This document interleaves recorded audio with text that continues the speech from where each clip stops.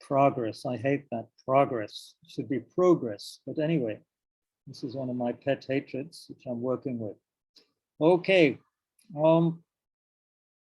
So yeah, Vedika has raised the question, which you might as well look at now, actually, because she says, yeah, well, you read somewhere, I think I read, that we need to listen to understand that we are not our thoughts. So maybe you've been reading today as well. Okay, we are not our thoughts. Well, you check, are you your thoughts? In a sense, we are, because our thinking dominates how we behave, right? If I suddenly were to have a strong, if I was a little bit hungry, say, and I suddenly had a thought, wouldn't it be nice to have some, you know, peanut butter on whole wheat sourdough bread? Or if it was winter already, if I then thought, oh, it would be really nice to have a bowl of, you know, hot gajar ka halwa right now. If I had that thought, it would certainly dominate my consciousness for a little while. And if I, of course, if also other circumstances were there, like me being relatively hungry and you know, not having had my late afternoon snack, then it may be that yes, images of gajar ka halwa or whatever would keep on coming into my mind, and then at that point, one could say, in a sense, yeah, I am at least a slave in some sense to those thoughts. But am I my thoughts? You know, that's another question. That's something else. What is a thought? You have to examine. Is it something substantial? You know, is it as substantial as your hand, or as the cup which may be near your table, or the, you know, the glass of water, or one of your, you know, relatives? Is a thought, you know, as substantial as that? Are they? This you have to check. My video is off. Yes, I agree. I hope you can still hear me though, everyone. My video is off because sometimes having the video on is just distracting. And it's also good exercise. You can pretend that you are mid-20th century people who are listening to the radio. That might mean you need to listen very carefully, and yeah, you won't be distracted by my face and my twitches and the background, which is not very beautiful at the moment. The background behind me is a little bit messy, I would say. So if you can hear me, that's the main thing. Yeah, thank you for understanding. So back to what Vedika was saying. Can you explain that a little bit? Well, I hope I did. But you have to really check whether you feel you are your thoughts or you're not your thoughts. If you are your thoughts, that means from moment to moment, you're really going to have a very, very tricky life, even more complicated than a chameleon that changes its color every so often. Because you may be having a good thought, a kind thought, and then suddenly you have a nervous thought, anxious thought, angry thought. So are you changing? You know, is that you? Is that you? Is yourself constantly changing? If it is, then we have to revise our understanding of who we are. And that would be a good thing too. So in one sense, we are our thoughts. We are made by our thoughts. If you have lots and lots of positive thoughts, or lots of thoughts, it is said, you know, that are encouraged for us to have in the development of compassion in the Mahayana tradition. If we keep on reflecting and meditating and thinking in that way, it will, it is said, have a positive effect on the mind, so that at some point we will begin to spontaneously have those kind of feelings and attitudes. And we won't have to keep on thinking about why, for example, we should be kind to others. We will automatically feel kindness. It's, you know, like when you've learned to ride a bicycle, you don't have to remember those days when you were learning how to ride it and falling off every so often and trying to get things right. You don't need, it's become automatic. So in that sense, thinking is essential for us ordinary beings at this stage of our development. But And so in one sense, it could be said that we are our thoughts, in one sense. But in another sense, at a certain point, it is said the yogis go completely beyond thought. So then what do we say? That when they are beyond thought, there is no person there? That there is no I or me? Oh, perhaps so, in one sense, yes. Again, I'm raising more questions that I'm answering probably. But it comes down to the fact that we often have it may be helpful to think of it this way, that we have a very strong sense of I, me, mine a lot of the time, especially when we're nervous, afraid, or angry, or upset, or full of grief or guilt, or if we're wanting something very much, then there's a strong sense of a me or an I wanting something. And then if we don't get what we want, there's a very upset sense of an I or me. And we can become, some people commit suicide when they don't get what they want, it becomes so powerful for them.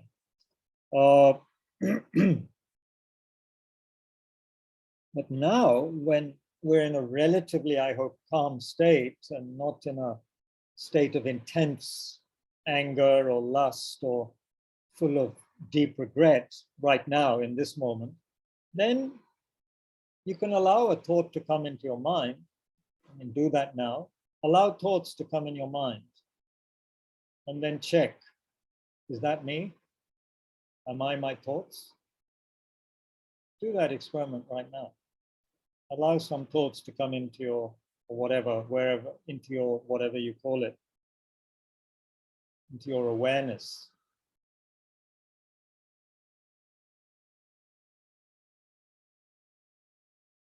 Sometimes it's difficult, isn't it? When you're asked to have a thought, the thought doesn't come.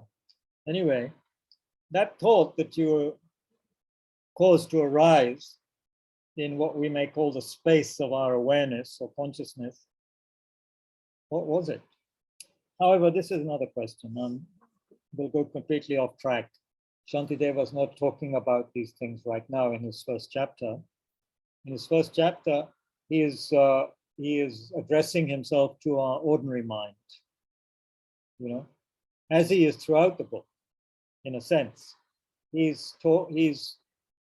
There are words on the page, right, which are inviting us to investigate, which involves thinking.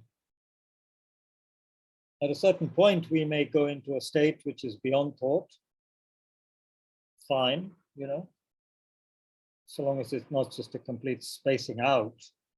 But if, for example, through reading some of the very, very inspiring verses in this text, sometimes one just has a very powerful feeling arising, which goes beyond just ordinary thought, with a strong sense of, I don't know, something beyond the words, the real meaning of the words, and one can feel quite moved by the words.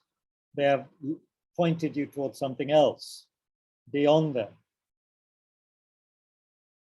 as though you're walking on a moonlit night with a friend, and then they point at the moon.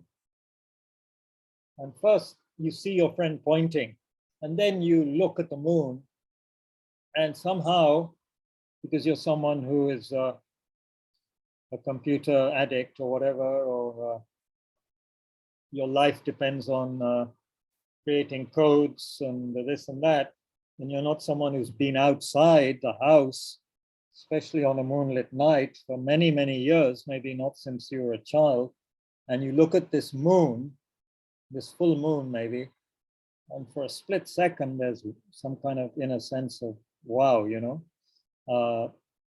yeah, it just hits you that there could be something so real somehow and bright, and not just on the computer screen, however much high definition you have on your screen or your TV.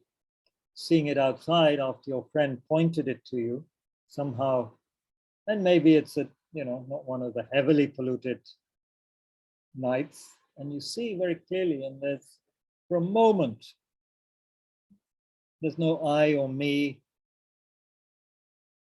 comes into the picture. There's just a kind of experience.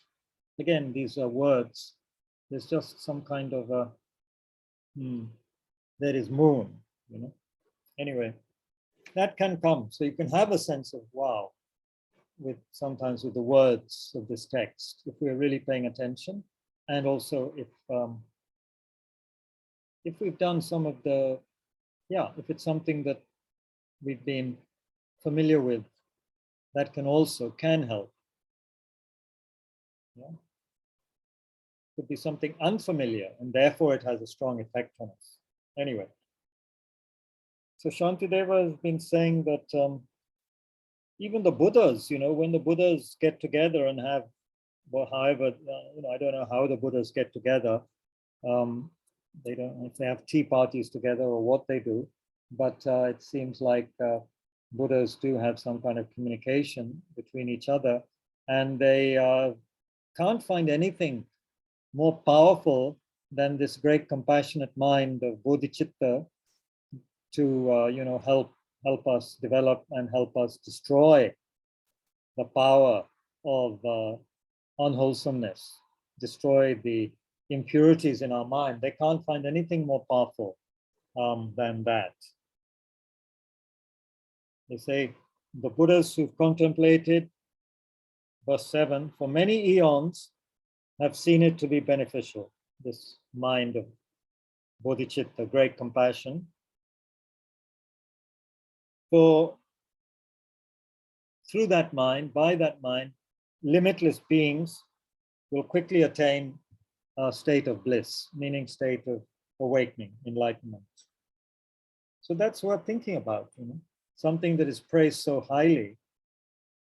You know, we're looking for so many things in our life to make us happy, you know, looking for food, looking for partner, looking for status, looking for jobs with more money, you know, even though it may entail going to a foreign country and working long hours and not being happy in many ways, we still pursue so many things thinking it's going to make us happy, somehow more satisfied. And we are gone down countless roads like that in our this and past lives, according to the Buddha. Countless past lives, countless because beginningless because according to Buddhist teachings, there is no beginning of consciousness. It's beginningless. So all that time, we've never found anything that was able to give us lasting happiness. Isn't that something to think about it? Even if you think within the context of one life, you know, if you're still very young in your 20s or 30s, then you may not have such a strong feeling. But if you're a senior citizen, you feel, wow, you know, at least 60 years have been spent one way or another looking for satisfaction and for happiness. Wow. Has one found it? Well, yes and no. Lasting satisfaction? No. So why? What are we doing wrong? Or as a Buddhist might say, what have we been doing wrong since beginningless lives? Well, the short answer, there are many ways of answering this. Short answer is that being dominated by ignorance, we have engaged in a selfish manner. We have become a slave of what we call the self-cherishing attitude, taking care just of me, exaggerating the importance of me, I, me, mine, and being obsessed by that, really, being guided by that ignorant grasping at I, me, mine, and therefore neglecting others, often harming them, knowingly or unknowingly, simply because we haven't been paying attention to their benefit, or we just don't care about it, you know. We're only thinking of ourselves, largely thinking of ourselves. And according to the teachings, that is the perfect recipe for unhappiness. engaging in a very selfish way just to get benefit for ourselves, thinking, of course, this I'm doing for my happiness, it leads to the opposite. It is again something we need to think about. Why would that be the case? Because on one level of logical argument, if I want happiness, then I have to work for happiness for myself. But the question is, how does one do that? What is actually going to bring happiness to oneself? Buddha is not saying we shouldn't be happy. That's ridiculous. He wants all beings to be in a state of perfect happiness. But how are we going about it? How are we going about it?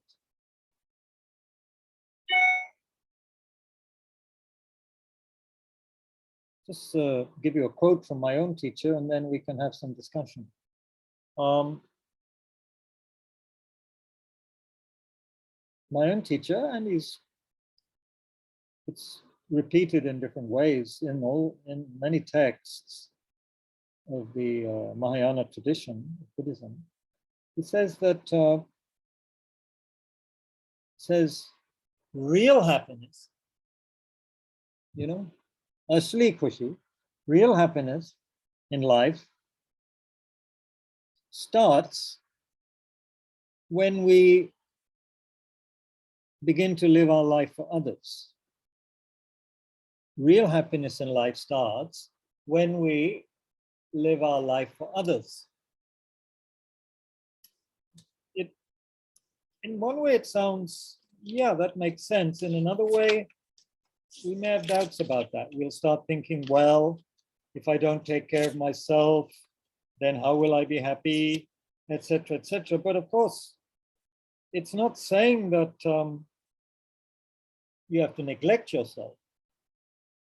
I've got the exact quote here now in front of me.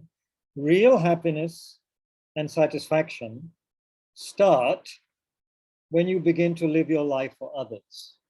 Okay? Real happiness and satisfaction start when you begin to live your life for others.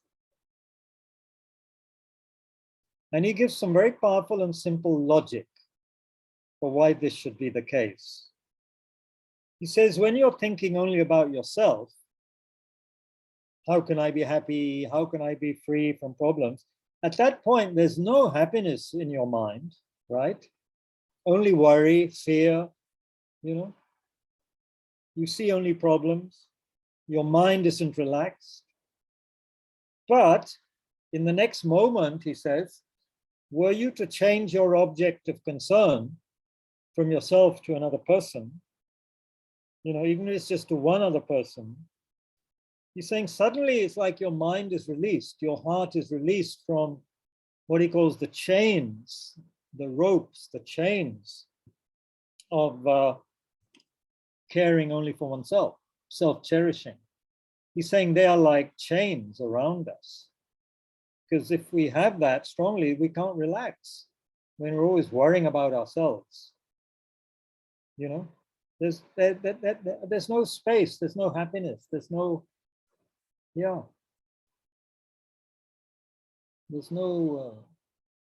relaxation.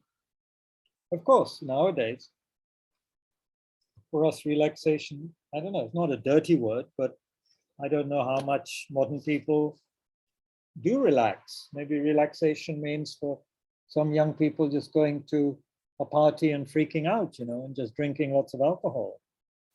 Of course, it's very much that case in the UK, which I know a little bit about. But in India, I'm not sure. I haven't been to a party in India for a long time. Maybe I should go and check what's happening. वो आ गई? अभी तो आधा घंटा है. वो अगर भूखी हैं तो खा सकते. Sorry, I'm just talking to our loyal cook. He poked his head in the door, asking about dinner. And there's a guest here, so I'm not in a hurry, don't worry. So yeah, this self-cherishing. Naturally, we think, and of course, many modern ways of thinking are exaggerating that. We even have books called The Selfish Gene and stuff like that. which is trying to persuade us that we are basically selfish, brutish, just more sophisticated cave people who are just wanting to do things for ourselves. And probably cave people in many ways were much more community oriented and helped each other and weren't as individualistic and selfish as we are nowadays. Who knows?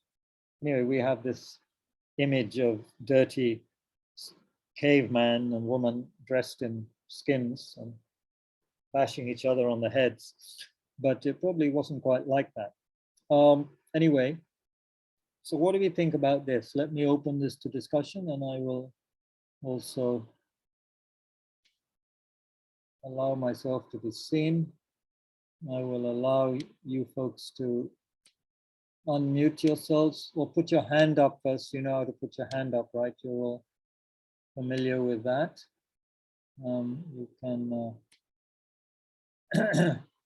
you have something called reactions on the bottom, and you can either wish people happy birthday, or you can laugh or love or thumbs up or clap. Or raise your hand. Many options. There doesn't seem to be anyone crying there. Someone crying with laughter. I don't know. Oh no, you can get all the smileys. All right, so anybody have anything they want to say or check or ask? Ashish ji, you are new, your first session. I don't know if you have something you want to ask. How do I know what's me? Says Nitya. Yeah, good question. You work on that. You don't know. You're in a limbo. You don't know who you are. How are you going to live through the next 24 hours not knowing who you are? Oops. Oh dear. Well, I hope you find out very soon, because I don't know otherwise how you're going to eat your dinner or, you know, whatever. It's going to be very tricky if you don't know at all. Isn't happiness, fear, other emotions part of the I universe? Then why should we be looking for happiness? What? Isn't happiness, fear, other emotions part of the I universe? Then why should we be looking for happiness? I think that question is not properly phrased, but you should be looking for happiness because it's like a sort of knee-jerk reaction also, which is very sensible. When you're cold, you look for warmth. When you're too hot, you look for coolness. That's natural, you know. So why do you want happiness? Why should we look for happiness? Because it's instinctive. Because we are more used to ourselves and others when we are happy or when we are working towards others' happiness. When we're working for others' suffering, then we have things like wars and conflicts in families and between people. And who wants that? Is that comfortable? Does that make you relaxed and peaceful and satisfied? No. So happiness is something we naturally, instinctively seek. And it's a good question, actually, because we Buddhists in Mahayana Buddhism, we say that we search for happiness because it's connected with our fundamental nature, which is Buddha nature. We are fundamentally Buddhas. So happiness is something natural for the awakened state. The awakened state is one that is naturally perfectly happy. So happiness and things which tend towards that are things that we instinctively work towards. The only problem is, being now, we're so ignorant, we don't know how to achieve genuine happiness, but it's something we all crave for deep down. Even the serial killer wants to be happy. They're trying to get happiness in a very perverted way due to many factors. But everybody deep down wants to be happy. And there may be some people whom one cannot see that because they are so disturbed and wounded people, and they would be termed evil by some, in some religions especially. But in Buddhism, we would say, yeah, some people we cannot help right now in this life. But it doesn't mean that they don't have the seed of Buddha in them. It doesn't mean that they don't have deep down the capacity to understand their wish for happiness and to work for it. All it means is right now it's very deeply, tragically hidden. That's all. Like a diamond being hidden under millions of tons of garbage, very hard to get at. Whereas for some of us, it's very close to the surface. Don't have to get rid of much garbage to uncover our Buddha nature. But for some people, yeah, it's much deeper. So like that. Let's come to being selfish is a bit difficult in this shrewd world, isn't it? No, everyone's selfish, don't you think, Ashish? Everyone's trying to be shrewdly selfish. Maybe hiding it in some way or being very sophisticated about it. But I mean, I'm glad in a way that you said this, because if you really think being selfish is difficult in this world, that's good. But does that mean that we are being more caring for others in this world? Or did you mean it in another way? Oh, I mean being compassionate. Ah, you mean being compassionate is a bit difficult in this shrewd world? Yes. Sorry, I didn't see the next bit. Yeah, being compassionate can be.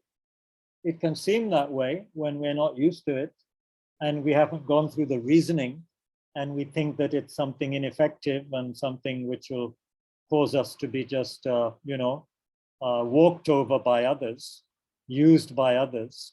Yeah, if we're compassionate without being also strong and wise, we could be in great difficulty if we are not wisely compassionate. But yeah, I would say it is difficult. I've had several people over the years come to Tushita, our center in Delhi, when we were offline, when we were more real, pre-COVID. And they would be from corporate sector, and they would be moaning and so upset because they're saying in our corporate sector, it is so cutthroat, people are so mean to each other, people are always going beyond each other's back, trying to get one up on other people. And they said, it's terrible. So I said, why don't you leave? Well, they said, it's like, it's not easy to leave. It's not easy to necessarily get another job. We're kind of stuck there. They were, at that point, they were sounding quite desperate. I don't know what happened to those two people who came. They didn't stay in touch. But I'm sure this is a common issue that people, because we're human beings, we realize when we're being overpressured, when we're being encouraged to be competitive and, try to get ahead of others. Sometimes it feels good, maybe, like running a race and winning, but all the time in an office situation, feeling to, needing to feel that one has to be getting ahead of the other person, or even, using underhand means to do that, that seems very sad. So I agree with you, yeah. Compassionate being is a bit difficult, but what's the alternative? If we don't allow our love and compassion to flourish, I think we will be very, very, very stunted, unhappy beings who do not then have the capacity to help others and help ourselves and help our world, Yeah, like that. So that's a tragedy, isn't it? Yeah. So how do you balance self-care, self-respect with compassion? Don't see an issue there. You care for yourself, you care for others. If you don't care for yourself at all, then I don't know how we could care for others if we don't care for ourselves first. We wouldn't be very effective in caring for others. Actually, if we've neglected ourselves and our health and our everything, then we'll be less effective. We have to be happy and in a state of minimum, at least, well-being in order to be of service for others. So of course we need to have self-respect, care for ourselves. It's like where we practice. We practice at home and then we can go out and practice in the world, don't you think? So, but yeah, they need to be balanced. We can't go around benefiting everyone and at home we hate ourselves and criticize ourselves and, and fight with the people at home. That's not the way, no? Okay, several people have to leave, have left. Fardunji from Mumbai is saying, back to a thought about, am I my thought? Since thoughts form words, yeah, words trigger actions, and that defines who we are. Yeah, in that sense, that's quite an interesting process you've outlined there. What I think, it develops attitudes and feelings, which trigger actions. So then we have to ask, am I my actions? Comes back to who am I, you see? And whether there needs to be an I. This is what our initial reading was about from Krishnamurti.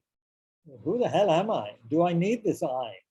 Can I function without always thinking of an I? Of course, I use the pronoun because it's useful, but who is this I? And do I always need to be encumbered with this sense of I, me, mine?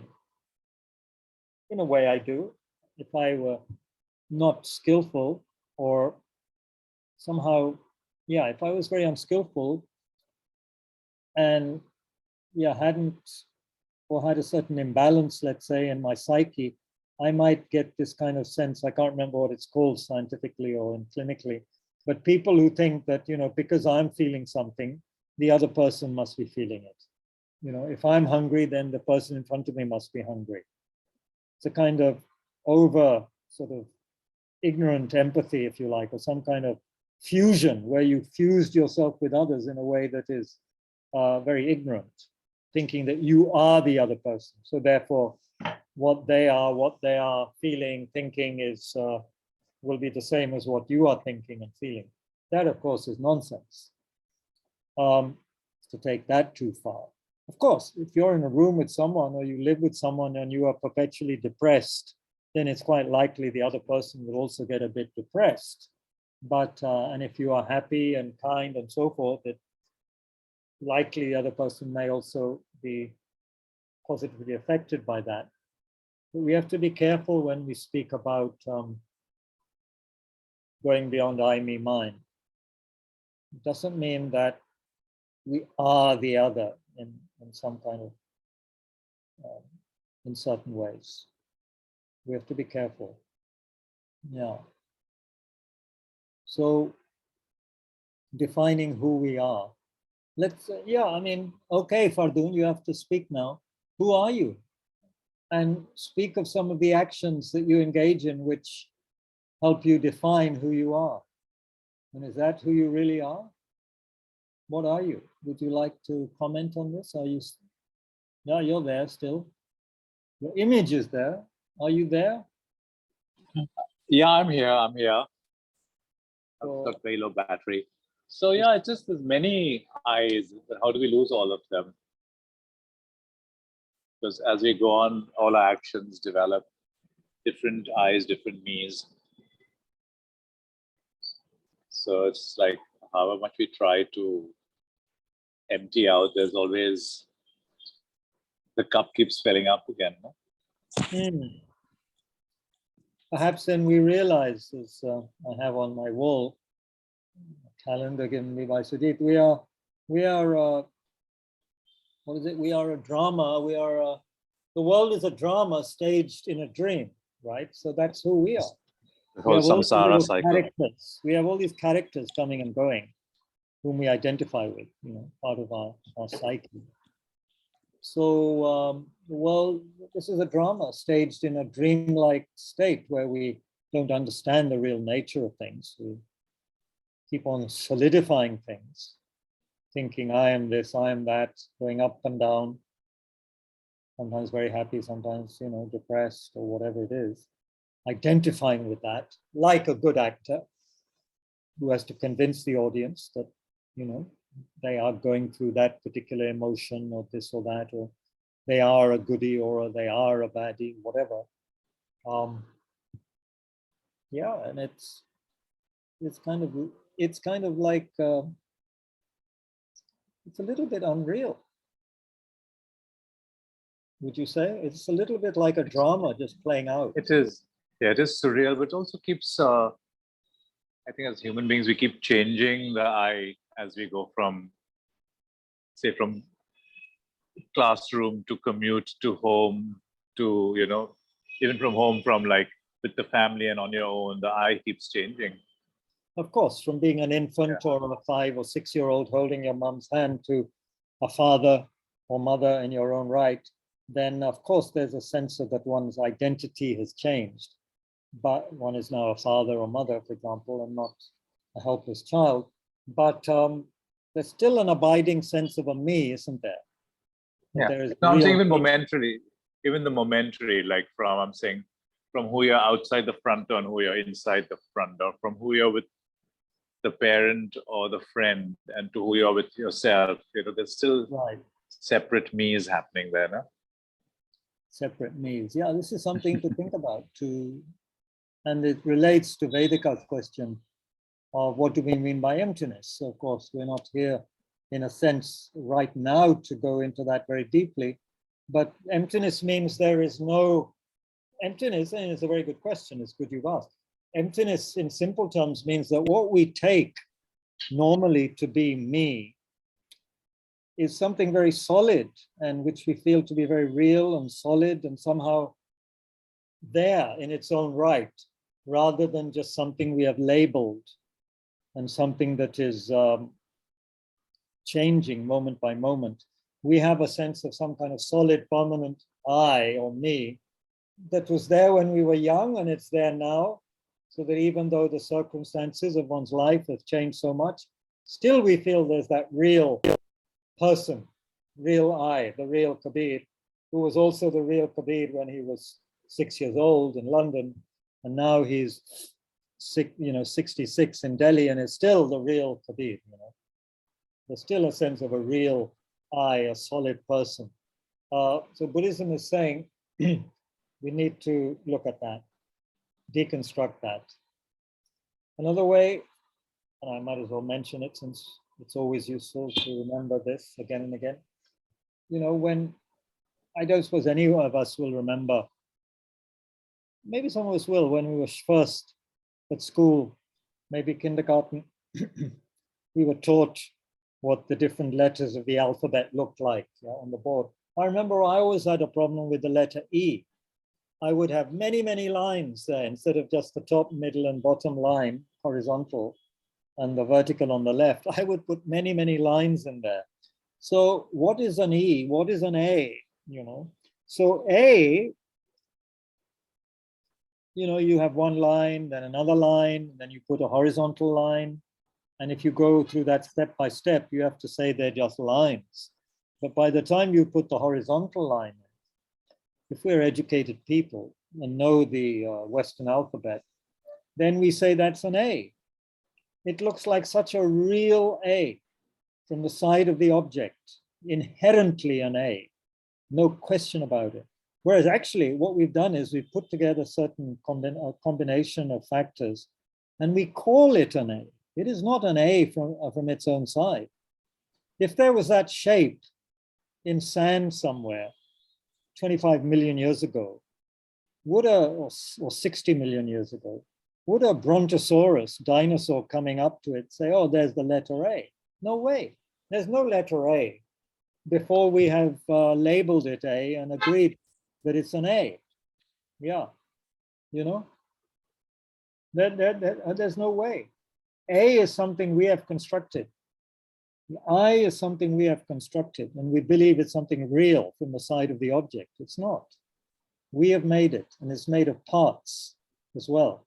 Those lines, and it needed a blackboard or whiteboard or whatever, and it needed, a pen, or chalk, whatever, needed a hand, needed so many things to come about. So we call an A dependent arising dependent on many factors. And that's what we are. That's what everything is. But through ignorance, we misconceive things and think that there's a real A from the side of the object. That somehow it is an A, independent of our awareness, independent of what made it an A. So that's completely false. But we do believe it. We believe I'm a real Kabir, that's a real person, that's a real person, a real unlikable person, a real likable person, etc., etc. This is all fantasy. It is all wrong. We have to see things as depending on other factors, not independent. So that's one way to begin to approach emptiness. Vedika, does that make any sense to you? Where are you? I'm just a little confused, but Good, good. If you were starting to to get say, I it. understand that. Yeah, a little confused is okay. But you understand the example of the A, right? There is no A from its own side. A is constructed by us, agreed by us. If you hadn't learned the Western if you hadn't learned the English Roman alphabet and you were Russian, who hadn't been exposed to the other alphabet and only knew your own Russian Cyrillic alphabet, it's called, then the letter, what we call a C, is not a C for them. They have the same symbol, but it's not a C. So what for us is so much a C, is we see it as a C independent of anything else. Oh, there's a C. For them, it's not. They pronounce it different. It means something different. As is the letter P and R. They're all different for them. So that means there is no independently existing a C or whatever, or anything. It depends on what you label.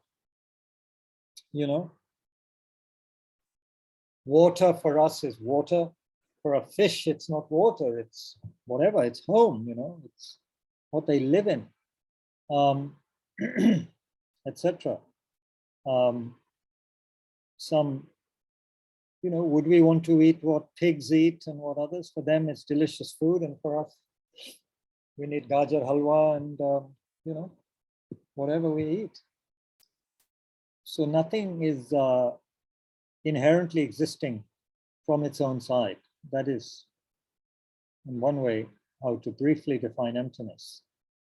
Everything is empty or lacks independent self-existence.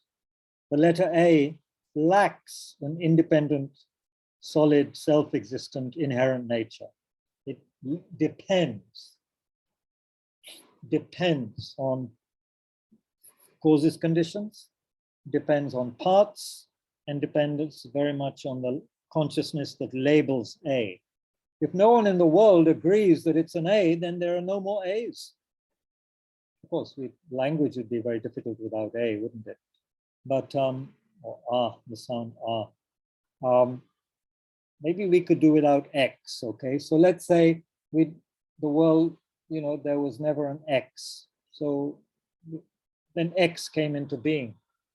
And then suddenly say there was some disaster and we all forgot about X, then there would be no X.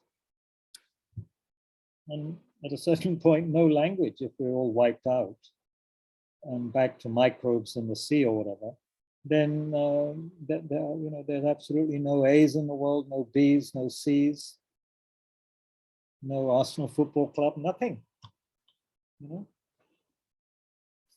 And maybe it's coming to that. No marine drive because of ocean level rising due to Greenland melting, East Antarctica melting.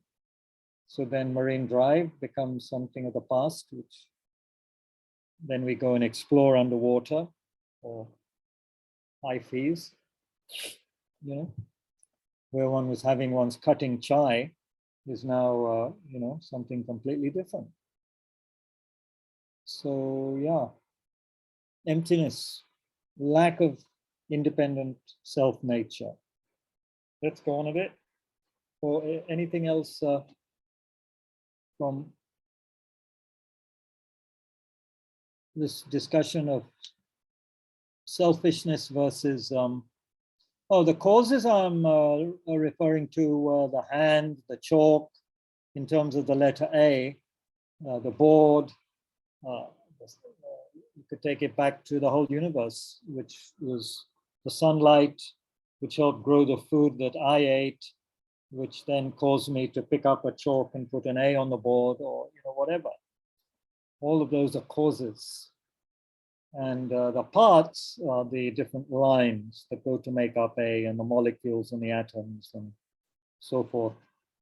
And then the consciousness is one of the main factors, because without consciousness, there's no A, is there? If there's no mind in the universe, then there's no letter A. It doesn't make any sense. Only a consciousness can impute A, B, C, or anything else, right? Or if you only have consciousnesses that do not understand language in that sense, or do not use a written language, then there's no A. There may be sounds, but there's no letter A.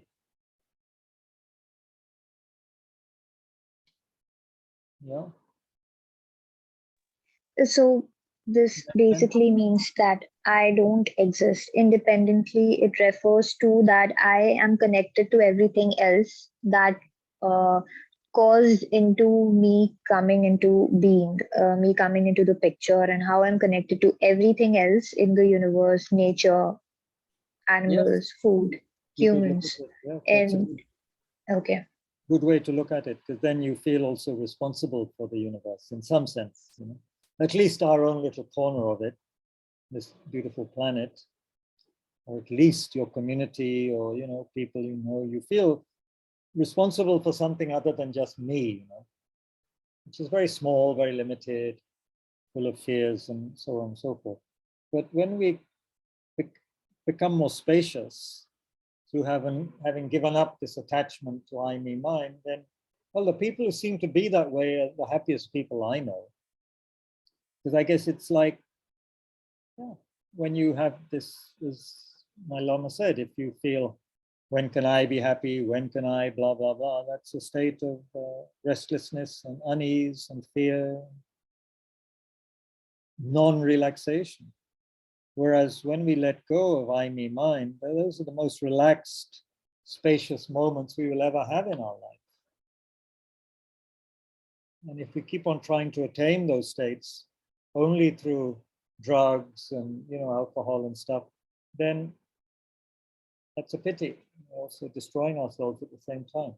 Don't need to do it that way. That kind of transcendent experience can be had through meditation practice, paying attention, developing attention. Because then the mind becomes more and more refined, more and more spacious, more and more pure, if you like, subtle. Right now, according to the masters, we're experiencing a very, very gross level of mind all the time, at least during waking hours, all the time. This garbage coming, well, all these gross thoughts coming up in the mind, you know. Oh dear, another short Anushree question. Okay, good, Ashish. I'm glad you got some good understanding. Need to go, thank you.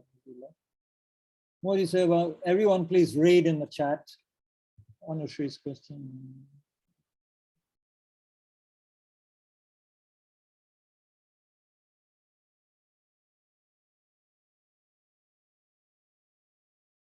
Yes, yeah, good. Yeah, sure, I agree with that. Yeah, absolutely. The power of Chintan, obviously. Yeah, but it's just a problem when we think in the wrong way or feel that thinking alone is going to take us all the way, then it can't. But for sure, if we think in a self-defeating, depressed way, then yeah, then the certain neuronal patterns are built up. People who have developed more power of attention, compassion, and so forth are amazing results, in the sense that scientists have measured how particular parts of their brain are much more, you know, more substantial than those who don't have, you know, haven't done meditation on compassion and love and so forth. It actually affects the brain cells, the brain, you know, the brain matter. So the power of the mind, consciousness, intention to affect the physical structure of the brain is amazing. And the more we develop positive thinking, the more certain neuronal pathways are developed and strengthened. And then the habit of, you know, the habit changes. And therefore those parts of the brain that were more used for depressed or negative thinking become less used, and they atrophy. and the parts that are more beneficial become stronger. So yeah, that's happening. No one is disputing the power of thought. We are disputing how I, me, mine, and an excessive attention to that is going to destroy us, does destroy our happiness and our potential for liberation. So, of course, creative, positive thinking is very important. Mind the gap. Yeah, the gap is very useful. But if we're only in the gap, then it could be a problem. If we never use, then we could fall into a vegetative state. If we are not yet a high yogi and we enjoy the gap, then we can become like vegetables. We don't then decide to come out of what we think is, pure meditation. We just vegetate, become unmotivated, don't want to cook or, work, whatever. That could be very dangerous, to be in the gap in the wrong way, the wrong gap maybe, not the right gap, not the right kind of gap. Anything else? We still have about 10 minutes maybe. Yeah, so you answer your question now. Kay says all beliefs are illusions. They have no validity at all. But repeated thinking deepens our beliefs, doesn't it? Okay, you answer that. Or somebody else answer for her. Depends. That's not a good enough answer. Depends on what? What you had for dinner or what? What does it depend on?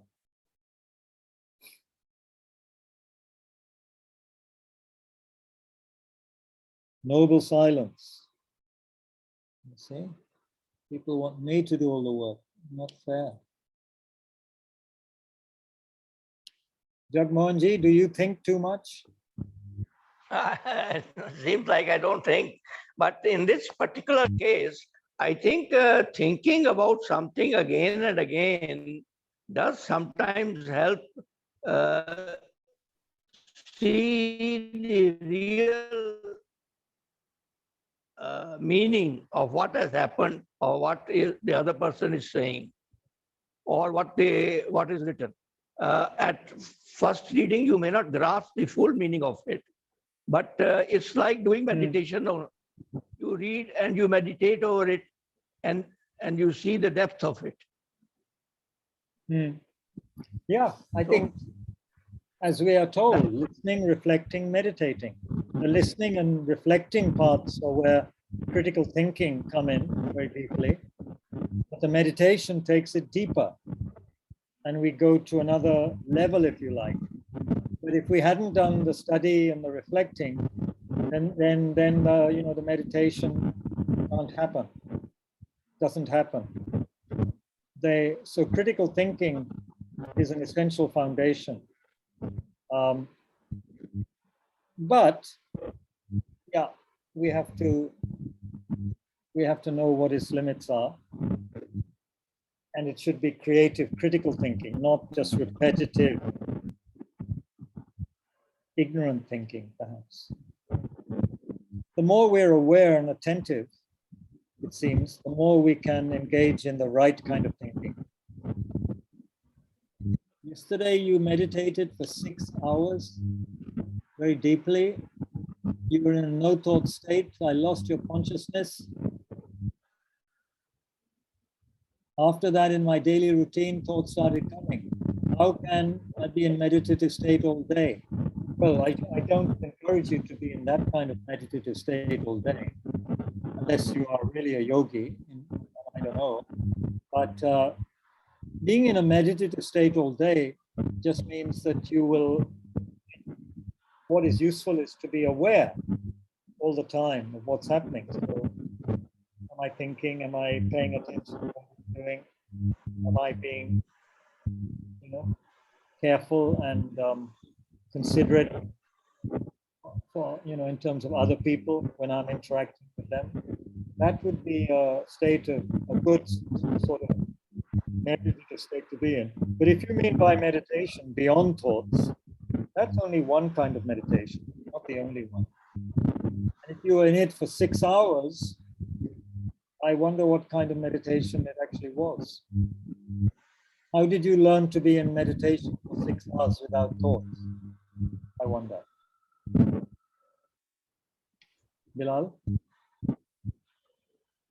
how did that happen? Hello. I think you've gone back into meditation. Anyway, I think people have to be very careful.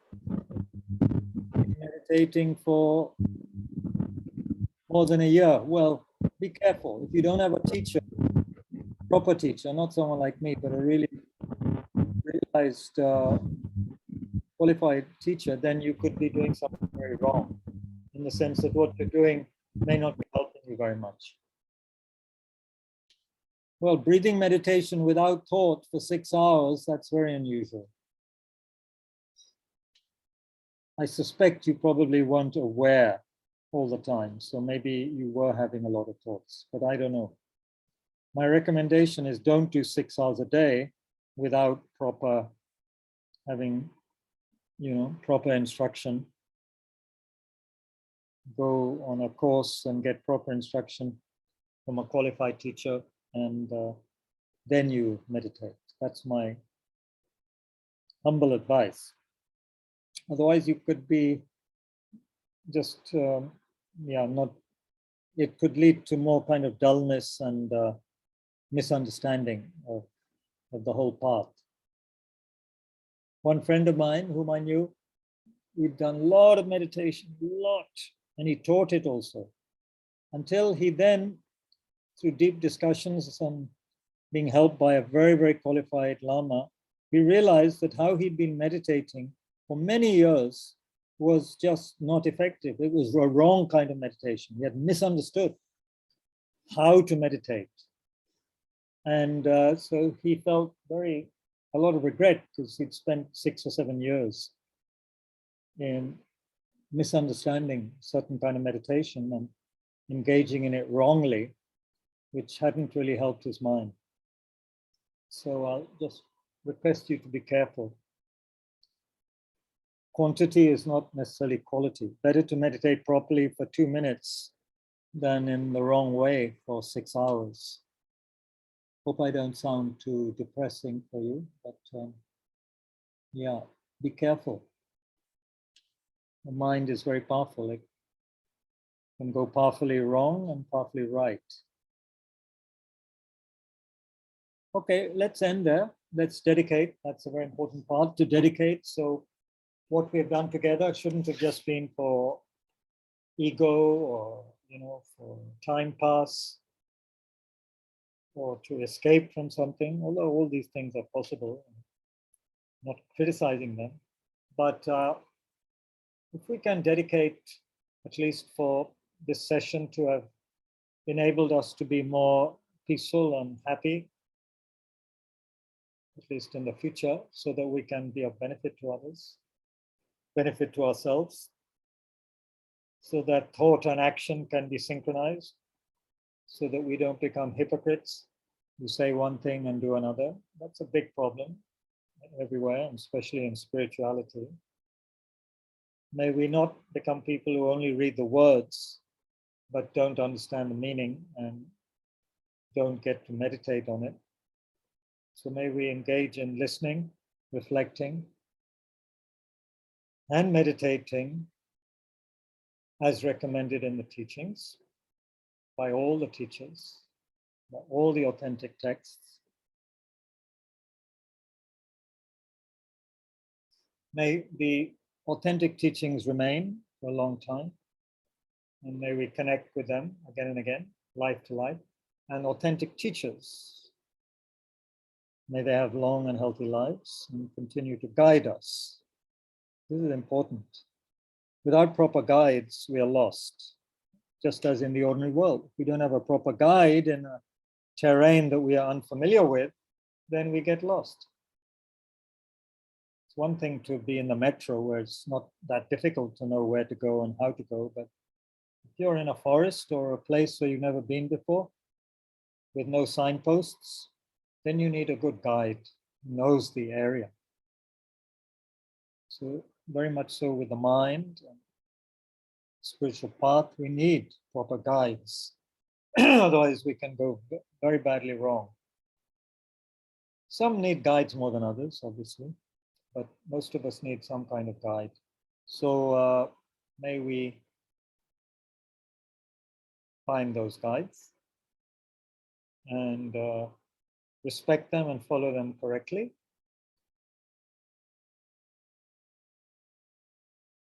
Okay. A reminder, there's morning meditations, 8:30 tomorrow morning. Will be, what will it be tomorrow morning, Navitaji? It's Vipassana tomorrow morning? Just shamatha and Q&A about shamatha practice. So the basic, important stabilizing practice and question and answer. 8:30, a message comes out at 8:25 to remind people. And then we will probably have a puja, isn't it, on this coming on Sunday. We'll have a Tara Puja. We'll have a Tara Puja at 6:30 on Sunday. Probably during our regular session, right? 11 a.m. Oh, actually that's better, isn't it? Yeah, 11:30. Yeah. Or shall we do 11? Is 11 better or 11? 11. Usually our sessions are 11. Let's keep 11 then, yeah.